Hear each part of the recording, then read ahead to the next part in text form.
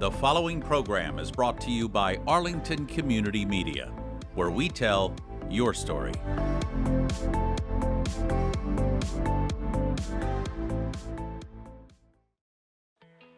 More than 300 people turn out for a vigil to remember MK, Arlington's beloved female bald eagle, who died last week after reportedly ingesting rat poison. These people say we are killing off the very creatures that do a much better job than us when it comes to controlling the pest population.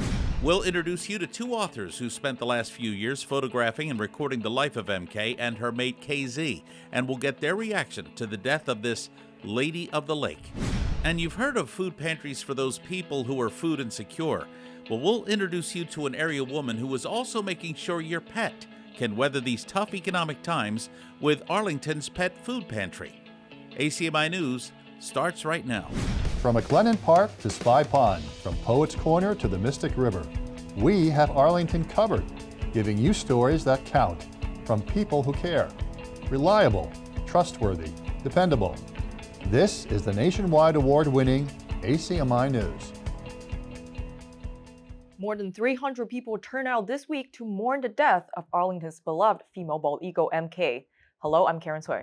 And I'm Summer Maxwell. So glad you could join us. The 8-year-old raptor was rushed to the New England Wildlife Center last week after reportedly ingesting rat poison.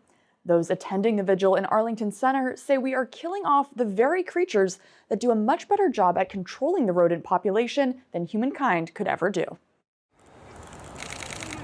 She is ridiculous.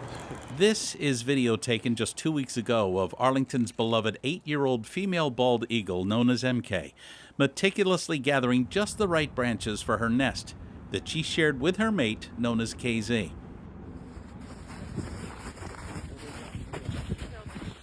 Just 1 week later, this is MK being rescued near her nest before she was rushed to the New England Wildlife Center on the Cape. Yeah, you can see inside her mouth. It's just very pale.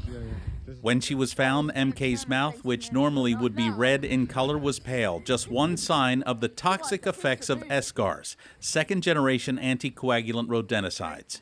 These poisons can be found in bait boxes around private businesses in Arlington to lure rats and other rodents into the trap. The pest ingests the poison and dies slowly, at times becoming easy prey for creatures at the top of the food chain. In this case, our nation's symbol, and a majestic creature that captivated Arlington's imagination. On Thursday, March 2nd, more than 300 people gathered at Whittemore Park demanding that escars should be banned and to show that there are other methods currently on the market to control the rodent population. We really need to ban rodenticide. We need to stop this from happening. She was a beautiful, magnificent creature. You could see her. She was a loving mother. I watched her with her children. She was an incredible, mate to KZ. This is personal. I've said this I don't know how many times. This really hits home. This just wasn't just an eagle. This was the majestic queen of the Mystic Lake, and there's no two ways about it. We do not have to be here. It's devastating that our national treasure is now dead because someone wanted to kill a rat without second thought to what it's doing. I want to be part of the effort to raise awareness, and it's really an education issue to let everybody know, whether it's homeowners, citizens, and business owners, and the city and the state, to know that we need to educate. This is a major problem. We can't be killing bald eagles. Earlier this year, Arlington leaders banned escars from town properties, and a measure in the State House, if passed, would require pesticide companies to disclose to customers the negative effects of rat poison on the environment. But demonstrators here say these measures do not go far enough. I'm horrified, I'm heartbroken, and it's high time for Arlington to show some leadership and acknowledge the responsibilities we have for the privileges that we carry as a host community to bald eagles. Those attending this vigil say the immediate need for humans to eradicate pests often conflicts with the patterns and behaviors of non-humans that inhabit the very same space. And the price is enormous. Arlingtonians have witnessed firsthand the negative effects these pesticides have had in recent years. We know that rodents are a problem. We know that we have to get rid of them. We're just asking people to use safer methods, stay away from escars, because our wildlife is the best form of rodent control that we have, and we're killing them off at such an alarming rate that we're going to have worse rodent problems because of that. Demonstrators say hopefully MK's death will not be in vain, that she brought so much joy in her 8 years to these parts, and now possibly her death will help close the gap between the way nature works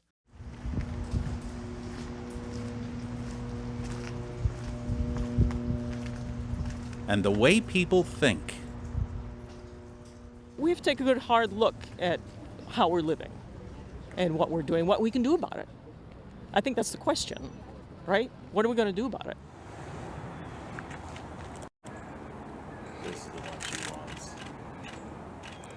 For ACMi News, I'm Jeff Barnes. To learn more about the effects of escars on our wildlife, just go to savearlingtonwildlife.org. Again, that's savearlingtonwildlife.org. Or go to raptorsarethesolution.org. Again, that's raptorsarethesolution.org. MK was always popular in videos, photographs, and books. 2 books, in fact, have been penned about MK and her mate, KZ. The authors are avid birdwatchers in this area who spent the last few years taking pictures and recording this popular pair of eagles. Both sat down with ACMi News correspondent Ava Solo right here in Studio A. The impressive turnout at Whittemore Park shows just how far-reaching MK's fan base was throughout New England. Authors John Harrison and Kim Nagy are wildlife photographers who've chronicled the lives of MK and KZ for years now. Harrison and Nagy even teamed up to pen 2 picture books on this beloved pair. By this time, Kim and I had decided this would be a great story for one of our kids' books. We already had 4, but this was perfect. Eagles, a treasure to have right around us. And we started working on this book, KZ and MK, Lord and Lady of the Lakes.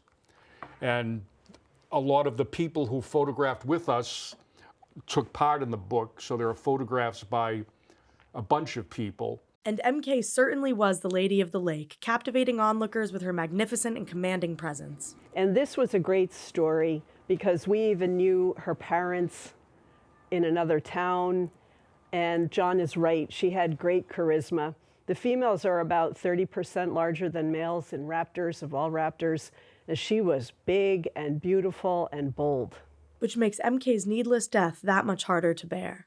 But we have lost so many raptors recently, owls and hawks and eagles. And to have watched this eagle through the 8 years of her life succumb to eating prey that had been poisoned, and knowing that she went through one of the most horrific deaths possible that lasted over 24 hours, it destroys the innards. It's really hard to describe because it was so unnecessary. Even though MK is gone, John and Kim both say her story and legacy will hopefully live on for future generations. A young kid who has an eagle fly over them will take their breath away. And if they can have that experience, that will change them. And it's just a matter of being able to get kids into that world a little bit, and then the rest they'll do on their own. It's a story that serves as a cautionary tale for all of us. How much does an eagle cost? What is an owl worth? What is a hawk worth? And you get to the point where they have to go through this. I mean, maybe we should just kill them all now and extirpate them because they have to go through such terrible pain and suffering from eating poison. So if we had a way to kill rats without killing birds, so had a healthy population of birds, then would have 2 agents acting against the rat population. For ACMi News, I'm Ava Solo. Both books are available at Amazon.com and some bookstores in the area, including the Book Rack at 13 Medford Street in Arlington Center. You can contact the bookstore at 781-646-2665. Again, that's the Book Rack at 1781-646-2665. Ava also had the help of ACMi intern David Boulard-Gircourt in making this report. The staff at the New England Wildlife Center worked round the clock in their efforts to try and save MK. But after roughly 40 hours of treatment, MK succumbed. So what is the next step for staff members in this case? ACMi News spoke to Zach Mertz, the CEO of the center, recently about what his facility must do by law. Normally with the patients that end up in our hospital, because, by virtue of being with us, they're usually sick or injured, they've received some sort of medications or treatments that, don't need to make it back out into the environment and spread that cycle. So they usually get cremated. My understanding is that with eagles, there's a national repository. So we may have to send her in, but my guess is we'll probably do some more testing and tissue testing on the body first to really try to understand which chemicals were used, how many, and truly any other things that may have been complicating her case in the background that we weren't able to discover in-house. At times, the feathers of bald eagles that have passed can be given to some Native American tribes. For some indigenous peoples, the feathers from bald eagles symbolize respect, honor, and strength. If you want to learn more about the extraordinary work the New England Wildlife Center does daily, just go to their website, newildlife.org. Again, that's newildlife.org.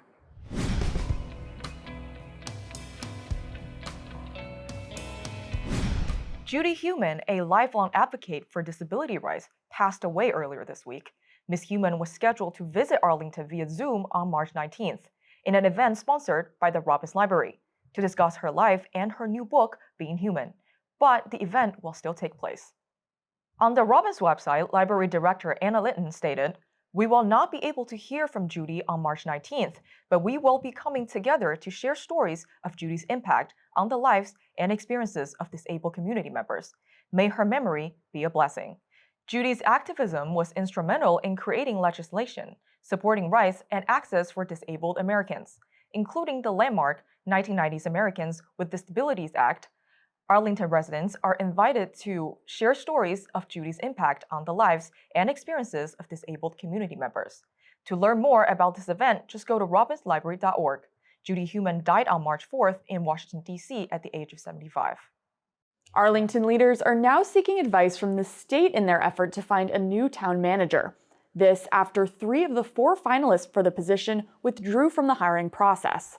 According to Your Arlington, town officials won't say why the 3 withdrew. None has yet to be identified, and state law allows their names to remain unknown at this point in the process.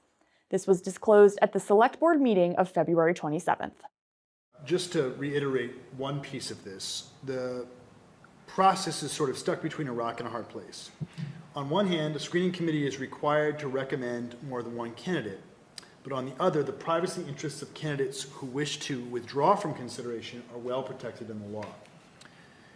In short, the screening committee did its job, developing 4 recommended candidates, but it cannot publicly identify 3 of them, leaving us with only 1 public recommendation. The board unanimously directed Town Council Doug Heim to contact the State Attorney General's Division of Open Government as the search continues. The state AG's office helps municipalities comply with the law in situations like this. Interim manager Sandy Pooler has told ACMi News he plans on stepping down in the summer. Arlington leaders want your input on the future of the Mass Avenue Appleton Street Corridor project. A public meeting is set for Wednesday, March 15th at the Town Hall Auditorium, when final project concept designs will be shared with the public. The corridor includes the span from Quinn Road to Richardson Avenue. ACMi News talked to Town Manager Sandy Pooler about the project. Well, our Department of Planning and Community Development, along with a consultant named Stan Tech, made a presentation to the Select Board Monday night. So they have put forward some design changes for that whole corridor. They're recommending the installation of a couple of traffic signals, allowing for a dedicated left turn lane on Mass Ave going up to Appleton, and some bike lanes. There are some proposed changes in parking, which are still a subject of a lot of conversation. I would say this is not a final plan. We still want to get feedback from the public. There'll be a session March 15th in Town Hall at 7 p.m. And if you are interested in this intersection or any of the streets along the kind of the couple of blocks on either side there, we want to hear from you, and then we will hopefully be putting this all together with a grant from the state that will pay for the whole thing, which makes this a nice project. And so we hope to improve traffic flow, safety, the ability of the kids from Audison to cross the street there and get to the MBTA buses and so forth. A big, exciting project. I'm looking forward to being able to move forward on it later this spring. The agenda will be posted 2 days before the meeting. If you want to learn more about the corridor project, just go to the town website, arlingtonma.gov/projects. As renters continue to grapple with the COVID crisis and inflation, paying that monthly bill for rent is not getting any easier. Some renters in the Bay State can be paying up to 45% of their monthly income just for rent. Earlier this year, Representative Dave Rogers filed a measure that would introduce a clearer framework for municipal rent control, which would put a stronger limit on rent increases. Housing costs have really skyrocketed. It's putting enormous pressure. And this isn't just on low-income residents. It's putting a great deal of pressure even on middle-class residents, people with college degrees, people with good jobs. So there are a lot of policy options we have, one of which is to have some sort of reasonable rent control option for local government. That is to say, if we pass the bill I introduced, it's not going to impose rent control anywhere. There will still be no rent control after my bill passes. It's just that we have to empower local government to have the option to have rent control, just like it was before it was repealed. It was repealed in 1994. I think it's just time to take a look at it. And I have a companion partner now in the mayor of Boston, Michelle Wu, which has given this whole conversation more life because obviously she has a pretty big bullhorn to advocate. And so it's controversial, but on the other hand, what we've been doing so far has failed. If passed, Rogers' bill would give municipalities the option to adopt policies that would tie rent hikes to the inflation rate, with a maximum increase of 5% a year. Arlington's town election is just a few weeks from now, April the 1st. 7 seats are up for grabs this year. 3 people are running for Arlington Select Board. They are incumbents Diane Mahan, Lynn Diggins, and candidate John Leone, who is also president of the ACMi board. We contacted all 3 to make their pitch for why they are running. Here now are Mr. Leone and then Lynn Diggins. It's always good to have change. People get in a position for a long time, they do a good job for a long time, but then they stagnate, or they come on with a different set of agendas to begin with and don't focus on the issues which I was just speaking about that are very important and not getting the focus that they deserve or need, which is what Arlington actually needs now. They need a focused board that I think I can bring that focus to the board. What would you like to tell Arlington voters as we approach April the 1st? I've had a long civic commitment to this town, as my family has for years. I first became a town meeting member 30 years ago. I was the town moderator for 15 years. I've been involved in several different civic organizations in town. I like giving back to the town. I feel I have something to give. I feel like I can continue to do that and continue to give to the town. And this is a good opportunity for me to do that. I do have that depth of experience for how the town functions, who the town employees are, the finances of the town and such, and I would love to apply that and continue to give to the town. Why am I running again? I'm running again because, as I said the first time, I like learning new things, and I like applying that knowledge to working on challenging situations, and I like collaborating with people. When I became a member of the Select Board, I could have created a youth and young advisory board, as I had campaigned on through the Select Board. But I decided that it would be better to do this through town meeting because it would give town meeting ownership of that group, meaning that it would make town meeting feel that the youth and young adults were part of it, instead of being part of the Select Board. So I worked to create a study group, and from that study group came the Young Arlington Collaborative, which has a structure different than I would have come up with on my own, and I think it's a much better structure. So as a liaison to that Young Arlington Collaborative, I would like to continue in that role, and I would do so, I think, more effectively, as a member of the Select Board, because I think, well, first, I do so more effectively as a member of the Select Board, but I really want to be a part of it because I think this Young Arlington Collaborative has the potential to really change Arlington in a dramatic way for the better. ACMi News is reaching out to all candidates for comment prior to Election Day, which again is April 1st. To learn more about the election and the candidates, just go to the town website, arlingtonma.gov/election. The ongoing COVID crisis and rising costs across the board have not made it easy on pet owners. Thousands of pet owners statewide have unfortunately been forced to give their pets up for adoption or take them to nearby shelters. But one area woman is doing everything she can to keep owners and their pets together. And she's doing it by getting essential supplies they need to get them through these tough economic times. We all love our furry friends, from dogs to cats to anything else you might call your pet. But caring for an animal requires a lot of resources and supplies, like toys and food. Arlington offers its residents several organizations that can help deal with food insecurity and hunger, including Arlington Eats and FoodLink. But there's one group of residents that often gets left behind: pets. Luckily, the Arlington Pet Food Pantry has set out to change that. I decided to follow the paw prints to the Arlington Pet Food Pantry, which Leanna Pallett founded out of her home in Arlington 3 years ago, just before the COVID-19 pandemic. Now, the pantry partners with Arlington Eats, FoodLink, and local animal control. Well, I read an article about a woman who started a pet food pantry down in Georgia, and she was trying to help her community out so that the people wouldn't have to be forced to try and feed their dogs and cats or take them to a shelter where they'd end up being euthanized.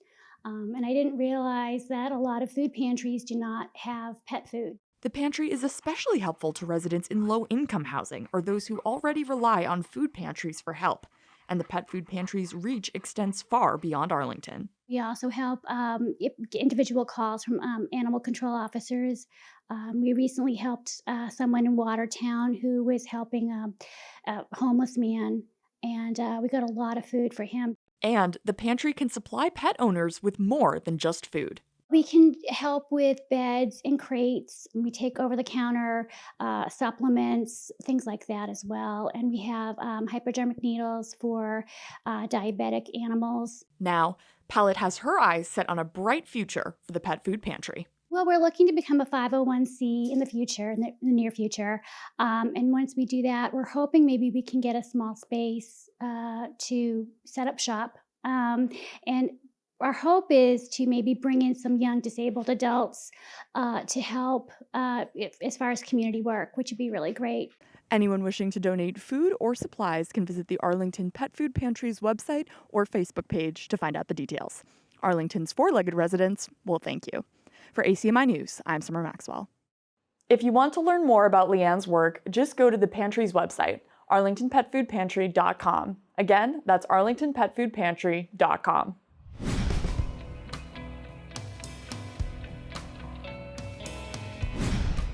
It may still be cold outside, but in sports, we are getting ready for the spring sports schedule. Let's go to our sports reporter, Owen Tambor, for the latest.